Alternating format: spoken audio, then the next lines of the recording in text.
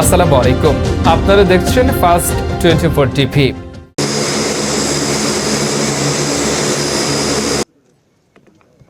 বিসমিল্লাহির রহমানির রহিম। উপস্থিত সুধী, আসসালামু আলাইকুম, শুভ সকাল ও ঈদ মোবারক।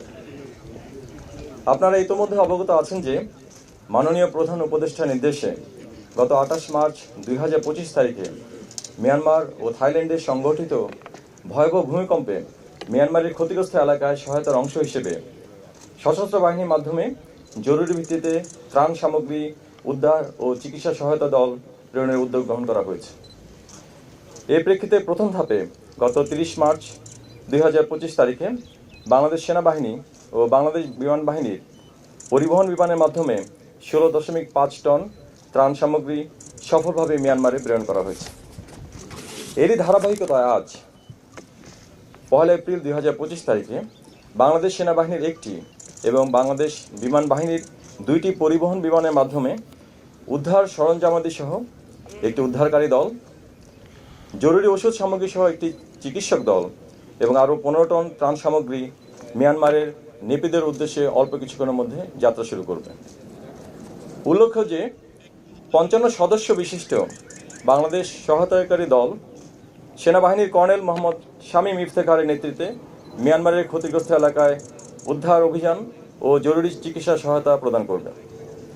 34 সদস্য বিশিষ্ট উদ্ধারকারী দলের মধ্যে বাংলাদেশ সেনাবাহিনীর 21 জন, নৌবাহিনীর 2 জন, বিমান বাহিনীর 1 জন এবং ফায়ার সার্ভিস ও সিভিল ডিফেন্সের 10 জন সদস্য রয়েছেন। এছাড়াও 21 সদস্য বিশিষ্ট চিকিৎসা সহায়তা দলের মধ্যে বাংলাদেশ সেনাবাহিনীর 10 জন, নৌবাহিনীর 1 জন, বিমান বাহিনীর 2 জন এবং অসামরিক 8 জন বিশেষজ্ঞ চিকিৎসক ও নার্স রয়েছেন। উদ্ধারকারী ও চিকিৎসা সহায়তা প্রদানকারী দলের পাশাপাশি আজ আরও 15 টন ত্রাণ সহায়তা মিয়ানমারে প্রেরণ করা হচ্ছে। এর মধ্যে রয়েছে শুকনো খাবার, বিশুদ্ধ পানি, তাঁবু, হাইজিন প্রোডাক্ট এবং ঔষধ। এখানে উল্লেখ্য যে মিয়ানমারের ক্রান্তিকালে বাংলাদেশ সরকারের এই মানবিক উদ্যোগে সশস্ত্র বাহিনীর পাশাপাশি বাংলাদেশ সরকারের সংশ্লিষ্ট কার্যালয় এবং মন্ত্রণালয় পূর্ণ সহায়তা প্রদান করেছেন। সশস্ত্র বাহিনীর পক্ষ থেকে আমরা প্রধান উপদেষ্টার কার্যালয়, দুর্যোগ ব্যবস্থাপনা ও ত্রাণ মন্ত্রণালয়, স্বাস্থ্য ও পরিবার কল্যাণ মন্ত্রণালয়, পররাষ্ট্র মন্ত্রণালয় এবং বাংলাদেশ রেড ক্রিসেন্ট সোসাইটির নিকট আমাদের আন্তরিক কৃতজ্ঞতা প্রকাশ করছি।